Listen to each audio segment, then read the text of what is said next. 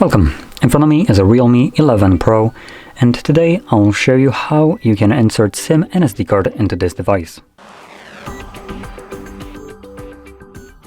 Now before we get started, you will need to grab a SIM eject tool like this one, or similar to this one, which comes provided with the device in the box. But if you can't find it, you could also use a paperclip, straighten out one of the ends, and it should work just as well.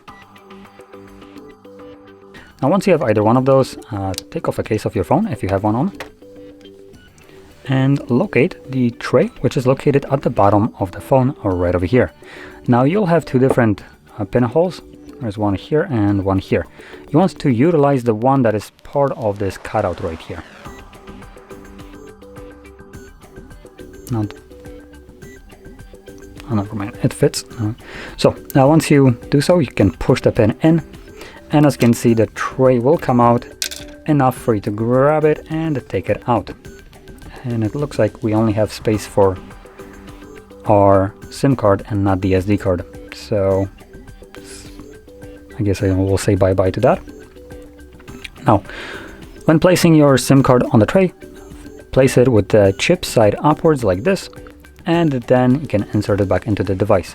Now before I do so, I'm just going to quickly mention that we do have dual SIM support, so you can occupy either one of those trays or both of them, and your SIM cards will work without a problem. From there, once you insert your SIM card,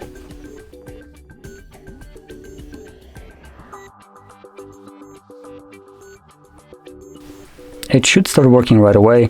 The SIM that I did insert, I think, might be dead, so it won't find any kind of network. But that is how you insert your SIM card. Now, if you have any further problems with your SIM card not being read, you could always reboot the device, and that will most certainly always fix the problem. So, with that being said, if you found this very helpful, don't forget to hit like, subscribe, and thanks for watching.